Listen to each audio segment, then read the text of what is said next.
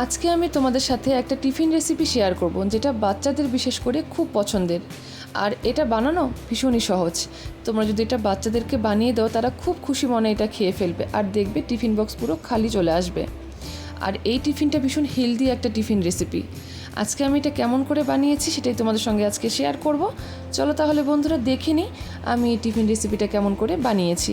দেখো, নিয়ে নিয়েছি একটা মিক্সিং জার, তার মধ্যে দিয়ে দিলাম 1 কাপ ময়দা, তারপরে দিয়ে দিচ্ছি 1 কাপ আটা, সঙ্গে এবারে দিয়ে দিব আমি 1 কাপ গুড়। তোমরা চাইলে এখানটায় চিনি ব্যবহার করতে পারো, আর তোমরা চাইলে কিন্তু এটা খালি আটা দিয়েও করতে পারো, খালি ময়দা দিয়েও করতে পারো। এরপরে এর মধ্যে দিয়ে দেবো সামান্য একটুখানি নুন, এরপরে দিয়ে দিব একটা ডিম। দেখো, এখানটা একটা ডিম আমি ভেঙে দিয়ে দিলাম। এরপরে বন্ধুরা আমি এর মধ্যে দিয়ে দিব একটা কলা। দেখো, একটা কলা আমি এর মধ্যে দিয়ে দিলাম। এরপরে বন্ধুরা আমি এর মধ্যে দিয়ে দিব সামান্য একটুখানি ভ্যানিলা এসেন্স, এটা ফ্লেভারটা ভীষণ ভালো হয়। এরপরে দেখো দিয়ে দিলাম 1 কাপ দুধ। তোমরা এই পরিমাণটা একটু ঠিক রাখবে, তাহলে দেখবে তোমাদের এই রেসিপিটা খুব ভালো তৈরি হবে। এরপর এটাকে আমি একটা স্মুথ পেস্ট তৈরি করে নেব, একদম মিহি একটা পেস্ট তৈরি করতে হবে। দেখো বন্ধুরা, আমি একটা মিহি পেস্ট তৈরি করে নিয়েছি। এটাকে এবার আমি দেখো একটা বাটির মধ্যে ঢেলে নিচ্ছি। দেখতে পাচ্ছ বন্ধুরা এটা ঘনত্বটা কতটা হয়েছে। দেখো, আমি পুরোটা এর মধ্যে ঢেলে নিলাম। এরপরে বন্ধুরা এর মধ্যে দিয়ে দিব সামান্য একটুখানি বেকিং পাউডার।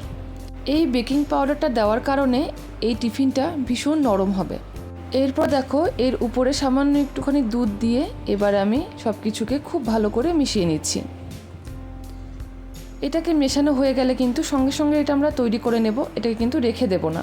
যেহেতু আমরা বেকিং পাউডার দিয়েছি, এই জন্য এটা বেশিক্ষণ রাখা যাবে না। দেখো, ভালো করে আমার মেশানোটা হয়ে গেছে। তোমাদেরকে এবার আমি ঘনত্বটা আরও একবার দেখিয়ে দেব, তাহলে তোমরা ভালো করে বুঝতে পারবে যে এটার ঘনত্বটা কতটা রাখা প্রয়োজন। দেখো, এটা কিন্তু আমার মেশানো একদম কমপ্লিট। দেখতে পাচ্ছ বন্ধুরা এটা কতটা ঘনত্ব আমি রেখেছি, তোমরা এটা দেখে একটু বুঝে নেবে।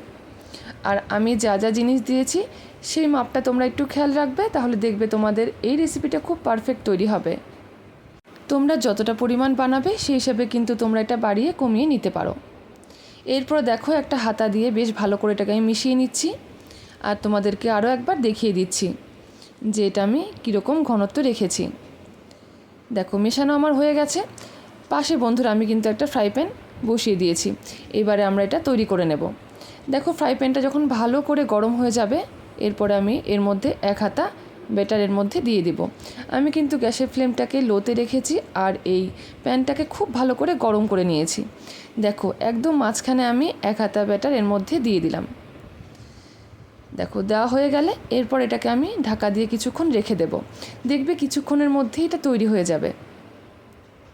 আর গ্যাসের ফ্লেমটা কিন্তু অবশ্যই লোতে রাখবে। দেখো কতটা জালিদার তৈরি হয়েছে। তোমাদেরকে দেখানোর জন্য আমি এটা একটু খুলে দিয়েছিলাম উপরের ঢাকনাটা, আবারও আমি এটাকে ঢাকা দিয়ে কিছুক্ষণ রেখে দেব। দেখো, ঢাকনা খুলে এবার আমি তোমাদেরকে দেখাচ্ছি। দেখো বন্ধুরা কতটা জালিদার তৈরি হয়েছে, দেখে নিশ্চয়ই বুঝতে পারছো কতটা সফট হয়েছে এই টিফিনটা। এখন এটাকে আমি আস্তে করে উল্টে দেব। এক পাশটা হয়ে গেছে আমার, এবার এই পাশটা উল্টে দিয়ে হালকা করে একটু ভেজে নিয়ে আমি নামিয়ে নেব। দেখো বন্ধুরা দেখতে কতটা সুন্দর হয়েছে। এখন অপর পাশটাও হালকা একটু সেঁকে নেব, নাও হয়ে গেলে আমি এটা নামিয়ে নেব। বাকিগুলো আমি এরকমভাবেই বন্ধুরা তৈরি করে নিয়েছি। তোমরা এই টিফিন রেসিপিটা অবশ্যই কিন্তু বাড়িতে ট্রাই করো। আর দেখতেই পারলে বন্ধুরা যে এটা কতটা হেলদি একটা টিফিন রেসিপি, আর বাচ্চাদের জন্য তো ভীষণই এটা উপকারী একটা টিফিন, আর এটা বড়রাও খেতে কিন্তু ভীষণ ভালোবাসে। দেখো, একটা তৈরি করা হয়ে গেল আমার, আমি আরেকটা সেমভাবে তৈরি করে নিচ্ছি। দেখো, আমি এটা 1 হাতা মাঝখানে দিয়ে দিলাম সেমভাবে। এটা এখন ঢেকে দেব, দিয়ে কিছুক্ষণ রেখে এক পাশটা উল্টে দেব। দেখবে 1 থেকে 2 মিনিটের মধ্যে এটা একদম তৈরি হয়ে যাবে। দেখো, এটাও কতটা সুন্দরভাবে আমার তৈরি হয়েছে। আর প্যানের গাতে কিন্তু এটা একটু আটকাবে না, তোমাদের এটা তেল বা বাটার কিচ্ছু দেবার দরকার নেই, এটা এমনিতেই কিন্তু উঠে যাবে। এখন এই পাশটাও সেঁকে আমি এটা নামিয়ে নেব। সবগুলো এরকমভাবে তৈরি করে নিয়ে তারপরে তোমাদেরকে আমি দেখাচ্ছি। দেখো বন্ধুরা, আমার সবগুলো টিফিন কিন্তু তৈরি হয়ে গেছে আমার প্যানকেক। এরপরে দেখো আমি এর উপর দিয়ে সামান্য একটুখানি চকলেট সিরাপ দিয়ে দিয়েছি। এটা খেতে ভালো লাগে আর বাচ্চারা এরকমভাবে খেতে খুব পছন্দ করে। তোমরা যেরকম ইচ্ছা তোমরা সেরকম কিন্তু এটাকে সার্ভ করতে পারো। আমি সামান্য একটু চকলেট সস দিয়ে এর উপরে আরেকটা প্যানকেক বসিয়ে দিলাম। এরকমভাবে যদি বাচ্চাদেরকে একবার টিফিনে দিয়ে দাও, তারা তো খুশি হয়ে সমস্ত টিফিন খেয়ে ফেলবে। আর দেখো বন্ধুরা, কতটা নরম হয়েছে তোমরা দেখে নিশ্চয়ই বুঝতে পারছো। আমি তোমাদেরকে একটা ভেঙে দেখাচ্ছি যে এটা কতটা নরম হয়েছে। তোমরা চাইলে কিন্তু এর মধ্যে সামান্য একটু মধু বা বাটার দিয়েও কিন্তু তোমরা এটা খেতে পারো। দেখো বন্ধুরা, তোমরা দেখতেই পাচ্ছ যে ভেতরটা কতটা জালিদার হয়েছে আর কতটা নরম হয়েছে।